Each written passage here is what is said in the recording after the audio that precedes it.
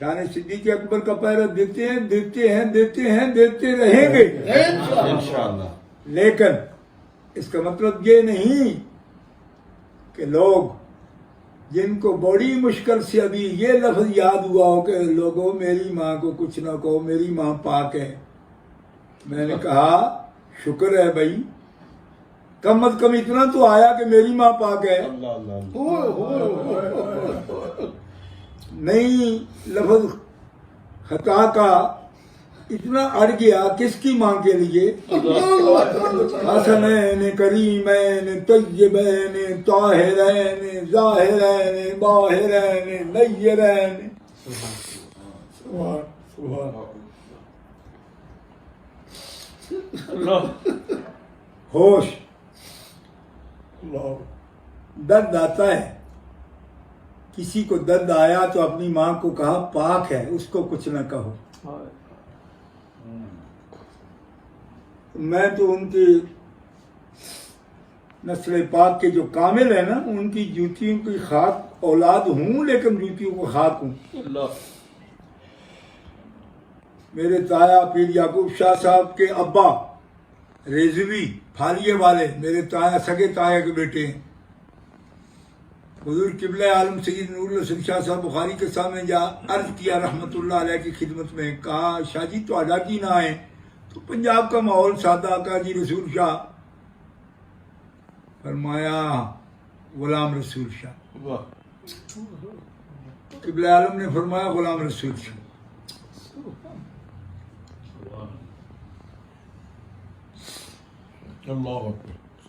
آل رسول بھی کہے گی تو کہے گی غلام رسول شاہ۔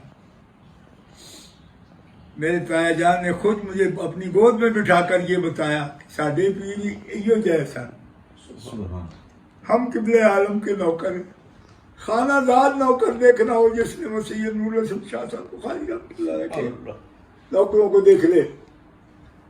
صرف اتنی گزارش ہے اہل اسلام کہ یہ کوئی بحث کا مقام نہیں تھا، یہ کوئی امتحان آ گیا۔ کیوں؟ اہل سنت و جماعت حنفی ماتریدی بھی سیدہ پاک کی شان کے لیے اڑیں گے اور لڑیں گے، اور بحث و مناظرہ کے بعد کہیں گے ہم مان جائیں گے۔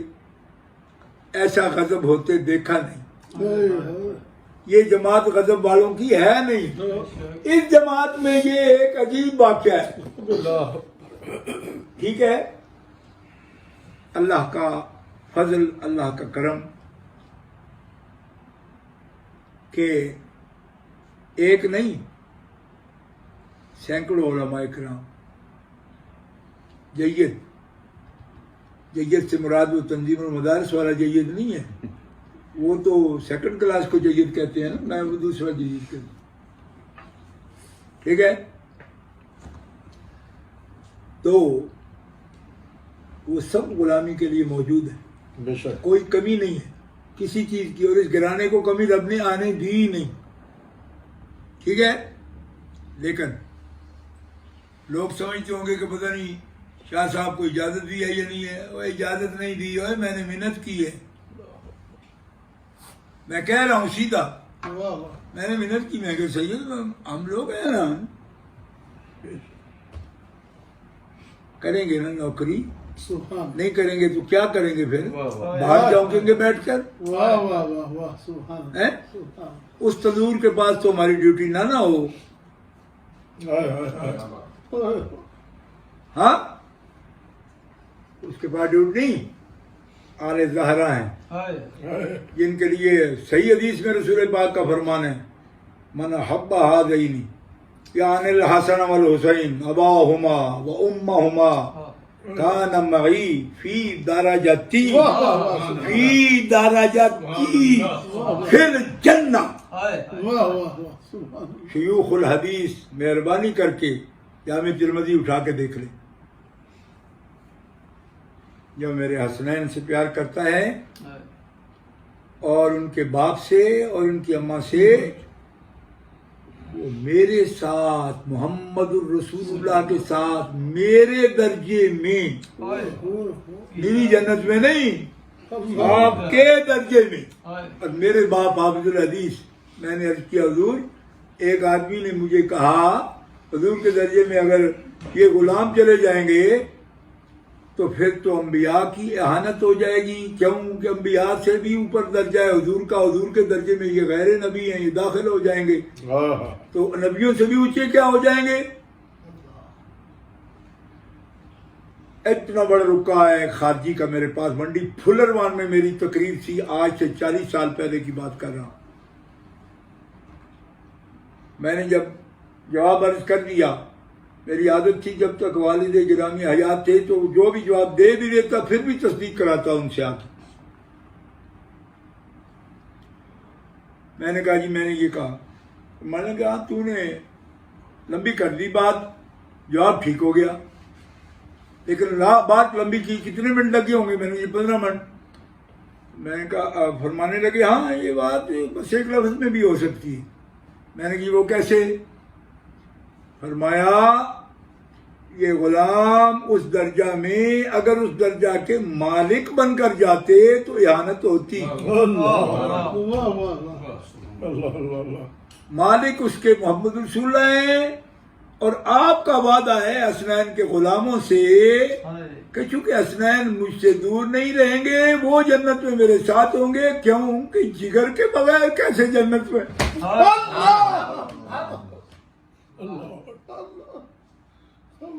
خاتون جنت کے بغیر وہ جنت کیسی ہوگی؟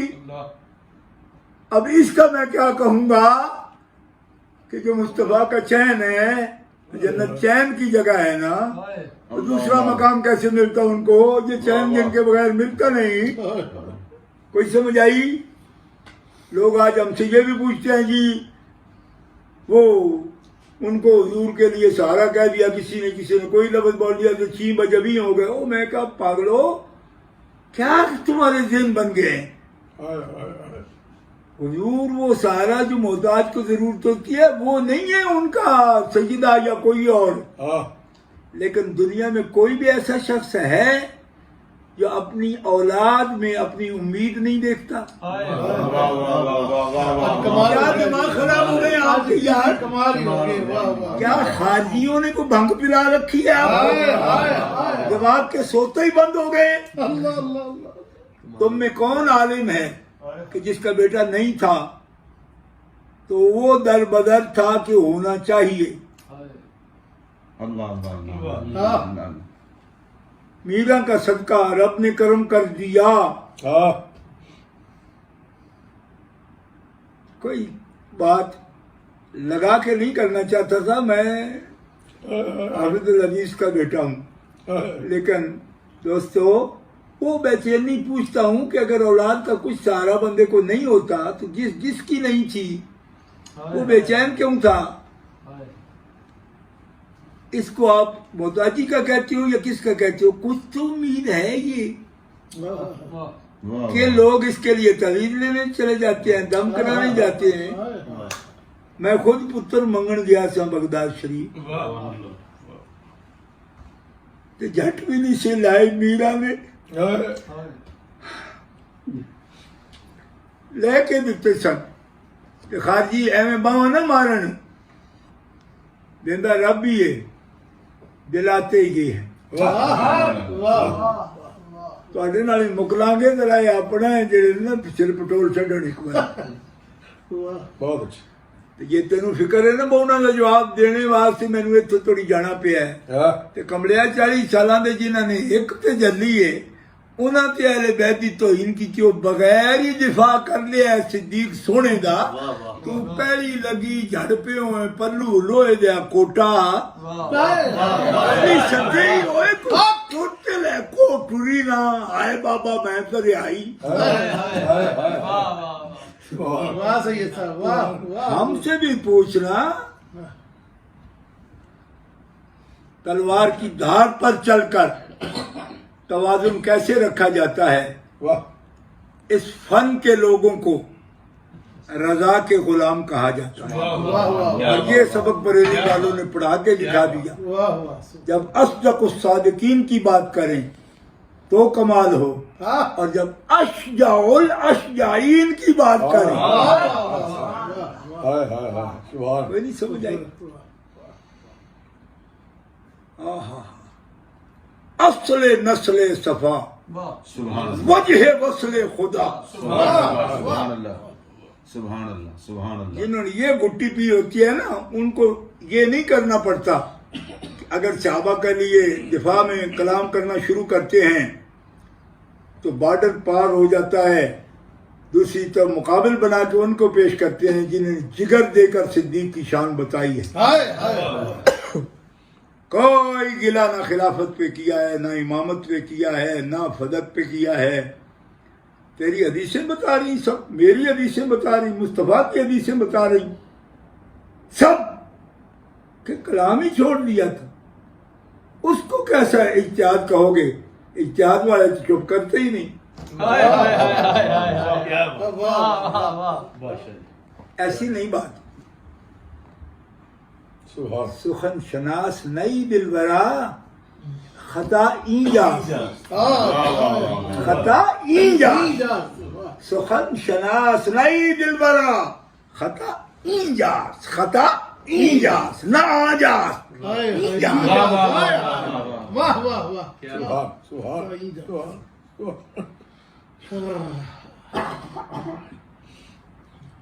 سبحان. بس بات زیادہ ہو گئی لیکن چپ رہ نہیں سکتا. چپ رہ نہیں سکتے. دکھ نہ ہوتا. آج بھی کسی نئی فرقہ بندی کی ضرورت نہیں، نہ کوئی گروہ بندی کی ضرورت ہے. اصلاح کی ضرورت ہے. نام نمود کی خواہش نہیں. آج لوگوں کے وقف بنانے، ٹرسٹ بنانے اور دارالعلوم قائم کرنے، اکیڈمیاں بنانی لوگوں نے سیکھی ہیں، ہے نا. 1925 میں جس کا پردادا امیر ملت ٹرسٹ قائم کر گیا اور گاؤں کے گاؤں کو کہہ گیا اپنے اپنے گھر بالٹیاں چھڑ دیو، بالٹیاں لیا کرو تو امیر ملت تو ٹرسٹ جو کھانے بھر کے لے جائے. اب خواہش نہیں ان کی. ایسے ہم لا تزکوا انفسکم کے ساتھ کوئی بات کرنے کی تیاری نہیں، لیکن میں یہ اس لیے کر رہا ہوں کہ جب تک اصولی عقائد میں کوئی شخص متبع ہے اپنے مالکوں کا اور اپنے انصاب کا اور اپنے اجداد کا، اس کے لیے احتیاط لازم ہے. ٹھیک ہے. باقی ایک اشارہ دیتا ہوں اگر کسی کو سمجھ آ جائے. میں خادم ہوں آپ سب کا، اہل سنت و جماعت کا. میرا اور کوئی اعزاز نہیں ہے نوکری، اگر وہ بھی قبول ہو جائے. اگر ہماری علماء صاحب علم جن کو اللہ تعالیٰ نے ذہانت دی ہے اور وہ لوگ دین کو سمجھتے ہیں،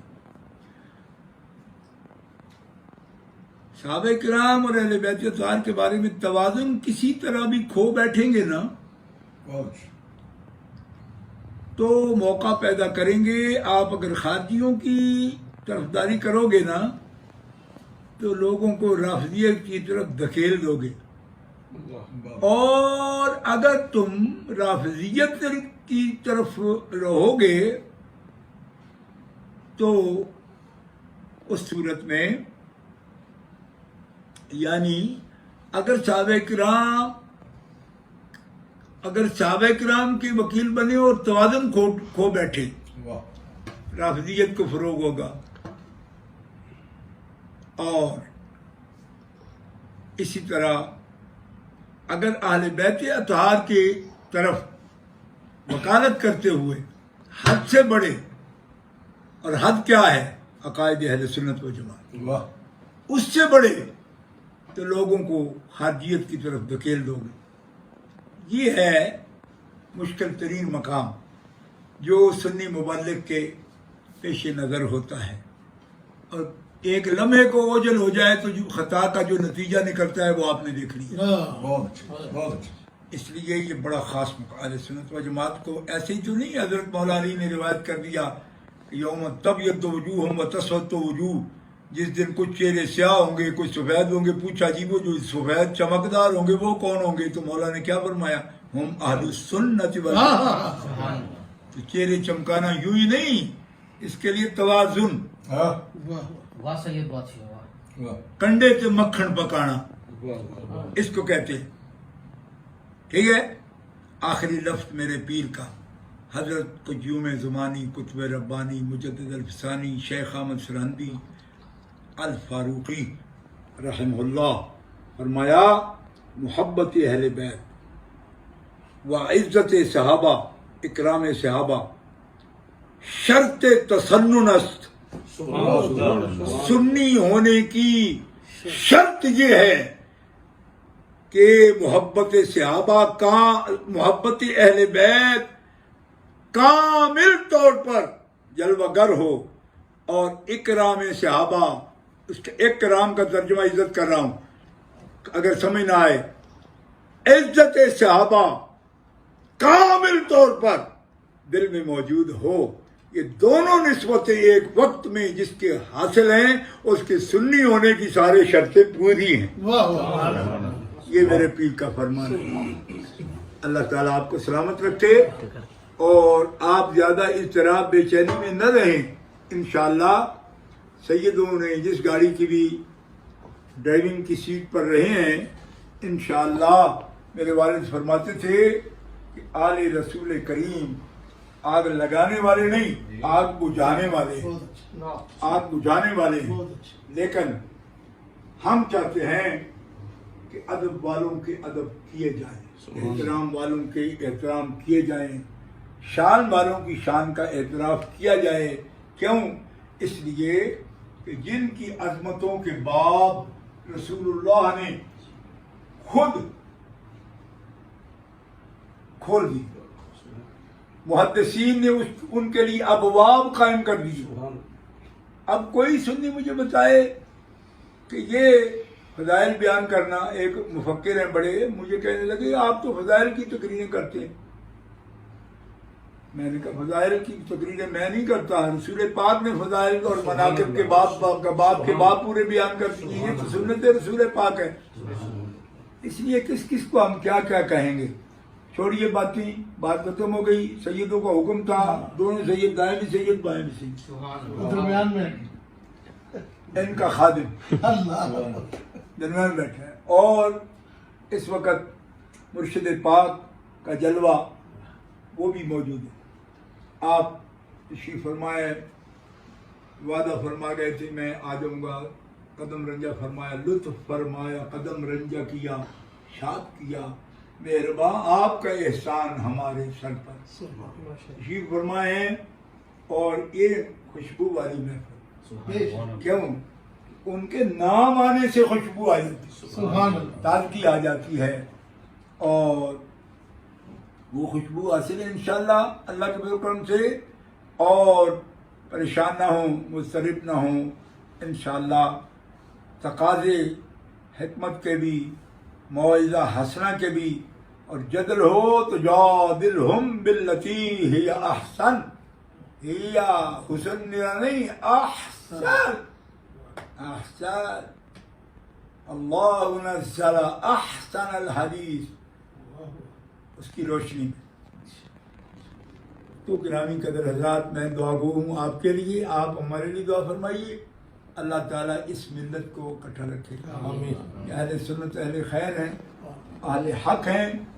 ہمیں نئے مکالمت الصدرین لکھنے کی ضرورت نہیں ہے، وہ پرانے ہی پھنسے ہوئے ہیں ابھی تک. اس لیے مکالمت الصدرین مت لکھیے، اور جو شانوں والے ہیں ان کی شان کے لیے اپنے گردنیں خم کیجیے. جو ان کے لیے عزت میں گردنیں خم کریں گے اللہ ان کو سرفراز کرے، وہی سربلند ہوں گے. آخر دعوانا ان الحمد للہ رب العالمین.